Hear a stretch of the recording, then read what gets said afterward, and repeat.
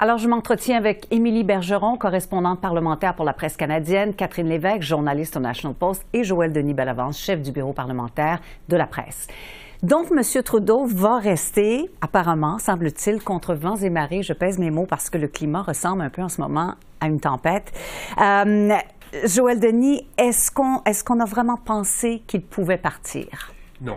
Je ne croyais pas que M. Trudeau allait remettre sa démission. M. Trudeau a quand même un objectif en tête, c'est de mener les troupes libérales aux prochaines élections fédérales. Il reste que, je pense qu'il sort de l'exercice, peut-être, oui, encore à la tête du parti, mais je pense qu'il en sort affaibli parce que les libéraux ont étalé au grand public des divisions sur la question du leadership de Justin Trudeau. Au départ, on pensait que c'était limité à des députés, mais maintenant, on apprend que des militants du Parti libéral de longue date souhaitent aussi qu'il y ait un exercice de révision du leadership de Justin Trudeau. Donc, il devra combattre le feu sur deux fronts, au sein du caucus, mais aussi à l'extérieur du parti, et tenter de rassurer donc les militants qui pensent qu'il n'est plus la personne de la situation. Donc, il y aura beaucoup de travail à faire pour convaincre à la fois des députés qui sont minoritaires jusqu'ici, qu'il est encore la personne pour diriger les troupes libérales, mais aussi les militants. Si on n'a réussi pas à convaincre les militants, ça veut donc dire que des bénévoles, des membres du parti qui sont là quand il faut donner un coup de main au parti pour remporter les élections, pourraient rester à la maison. Et ça, donc, c'est pas une bonne nouvelle pour les libéraux au moment où on se prépare pour la prochaine campagne électorale. Bien, tout à fait. On va y revenir d'ailleurs là-dessus, de tous les impacts que ça pourrait avoir. Catherine, est-ce qu'il aurait dû partir? Bien, je pense que honnêtement, les députés dissidents, appelons-les comme ça, n'ont pas réussi à expliquer pourquoi ils devraient partir. Hein. C'était très flou, là, les raisons. On ne savait pas aussi exactement qui lui demandait de partir, mais ce qu'on en comprend, c'est que c'est une minorité du caucus qui lui demande de partir. Là. Je sais que Radio-Canada rapporte à peu près 24 personnes. Là. Nous, on entendrait jusqu'à 30 personnes auraient signé cette fameuse lettre-là que personne n'a vue jusqu'à maintenant. Mais donc, je trouve que je me mets à la place de Justin Trudeau. Je ne sais pas si j'aurais été convaincue de partir, en fait, parce que j'aurais dit, bien, effectivement, c'est une minorité des gens. Semblerait-il qu'en caucus, bon, il y a plusieurs personnes qui ont fait l'argument que, ben, en fait, il n'y a personne d'autre, hein, il n'y a pas de Kamala Harris qui attend pour remplacer Justin Trudeau. Donc, c'est lui ou c'est personne d'autre actuellement. Alors, vraiment, il aurait pu, mais en même temps, il a dit qu'il allait rester. Moi, je pense qu'il va rester là, juste à temps il n'ait plus le choix. Mais actuellement, je trouve que l'argumentaire des dissidents n'était peut-être pas assez convaincant pour lui de partir. Est-ce que c'est votre impression aussi, Émilie? Est-ce que les dissidents étaient peut-être pas assez nombreux, pas assez précis non plus sur leurs intentions?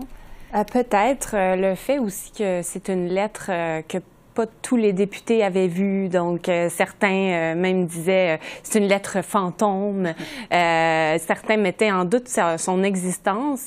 Je pense à ma connaissance, la plupart des médias ou tous les médias, personne ne l'a vu non plus cette lettre-là. Tout le monde en parle. Donc il y avait ce flou-là sur lequel les députés qui soutiennent M. Trudeau ont pu jongler avec ça. Mais je pense que l'épisode n'est pas tout à fait clos. Ça peut revenir. M. Trudeau, ça revient depuis environ un an, depuis qu'il est à la traîne dans les sondages, la question du leadership. Donc, alors, ça reviendra. Je mettrais presque ma main au feu. Oui. Et M. Trudeau aussi, il a voulu se mettre en mode écoute durant cette réunion-là. Alors, il devra quand même montrer qu'il a eu une réflexion, même s'il reste comme chef, qu'il a pensé à tout ça et qu'il arrive avec un message ou un plan pour rassurer les dissidents. Mm-hmm. Bien, parlons de l'impact de tout ça. Vous l'avez abordé, cette question-là, Joël Denis. Ça a un impact sur les bénévoles, sur les militants et à la fin, peut-être, sur les bailleurs de fonds. Oui.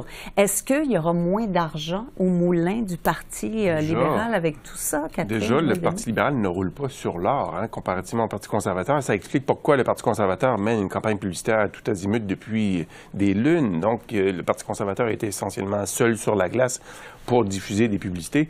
C'est un peu le reproche qu'on a fait à M. Trudeau et à ses proches collaborateurs d'avoir négligé, dès le moment où Pierre Poilievre était élu, d'entreprendre une campagne pour définir, selon la vision des libéraux, qui est Pierre Poilievre aux yeux des électeurs. On veut tenter de le faire maintenant, mais est-ce que le jello a déjà commencé à prendre pour ce qui est de Pierre Poilievre et aussi par rapport à Justin Trudeau?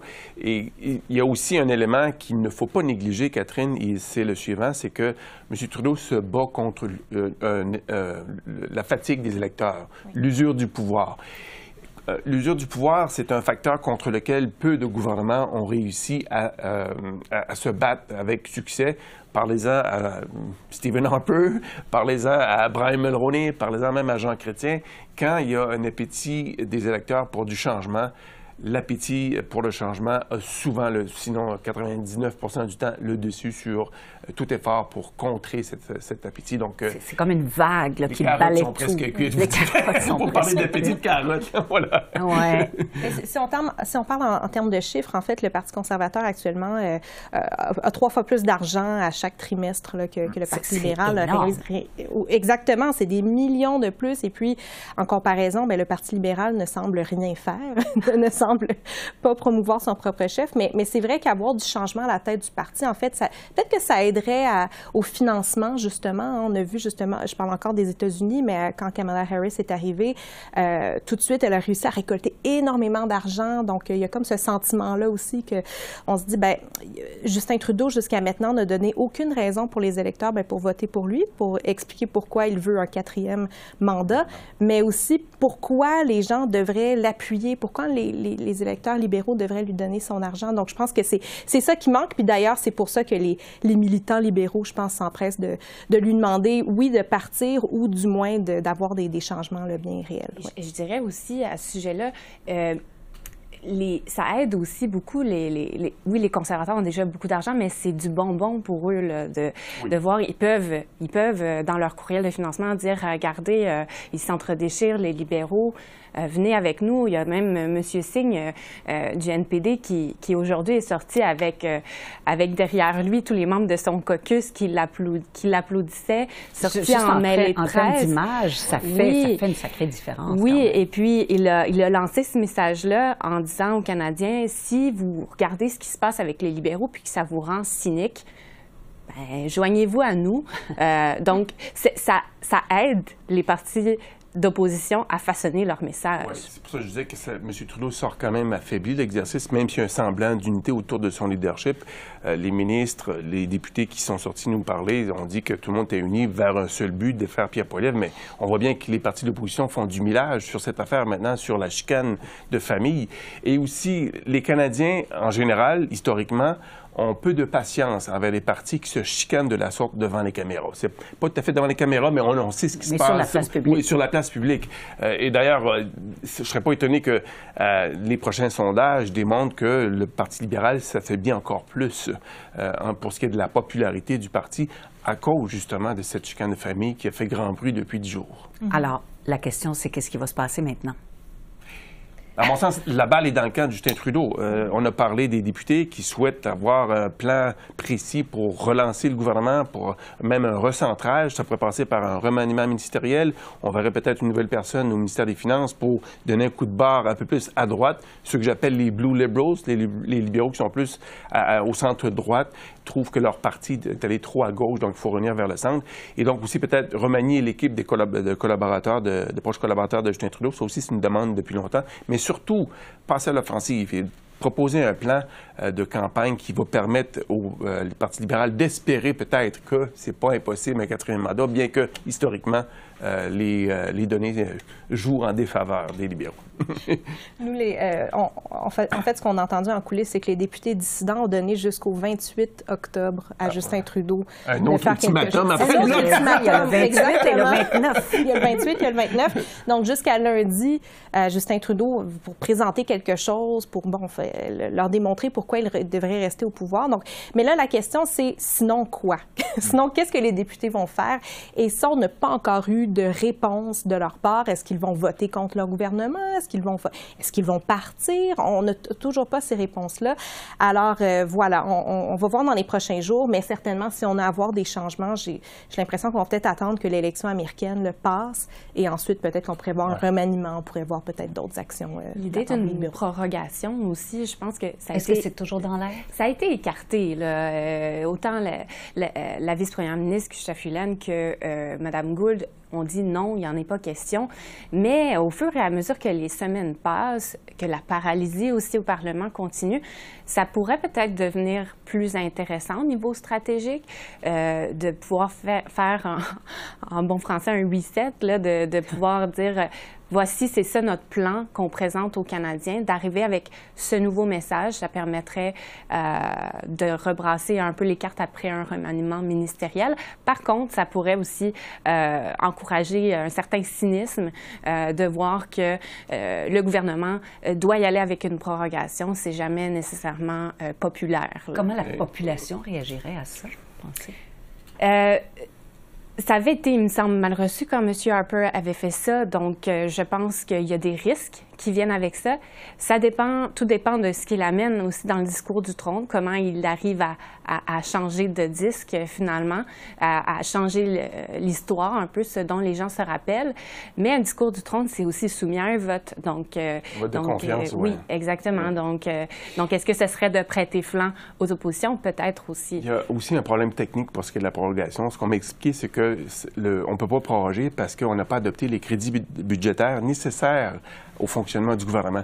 Donc, on pourrait ne pas être en mesure de payer les employés du gouvernement fédéral. C'est pour ça que cette option est écartée pour le moment, me dit-on. Ce serait un problème. C'est un problème. Alors, il reste bien peu d'options, il reste bien peu d'espoir pour les libéraux. Est-ce qu'ils ont encore de l'espoir, vous pensez? Bien, rien n'est c'est pas interdit de rêver, mais parfois, il faut être réaliste. Et parfois, le rêve et la réalité sont deux choses. Et je pense qu'il y a un député, à mon sens, qui fait preuve de sagesse et de candeur. C'est M. Ken McDonald de Terre-Neuve et Labrador qui dit qu'il y a une date de péremption sur tout gouvernement. Nous sommes arrivés à cela. Il faut quand même s'y résoudre et ce sera difficile de combattre cette usure du pouvoir dont je parlais tout à l'heure. Je pense que certains députés en prennent acte aujourd'hui et ça va affecter leur décision de se présenter aux prochaines élections. Comme Joël Denis dit, c'est possible de rêver, mais je pense aussi qu'en campagne électorale, il peut se passer beaucoup de choses une fois qu'on y sera. Bon, quand même, le creux dans les sondages est assez prononcé. Donc, il y a quand même une grosse pente à remonter, mais avec la campagne électorale, c'est, disons, ce que les libéraux espèrent, que le chef conservateur va devoir préciser exactement c'est quoi son plan et les libéraux vont pouvoir dire, voyez, il veut couper là, et ici et là. Donc, c'est quand même possible de peut-être renverser la vapeur, mais jusqu'à quel point, c'est là où c'est incertain. Mais... Oui, c'est ça. C'est à voir. Terminons là-dessus. Merci beaucoup à vous trois. Merci. Merci à vous. Merci.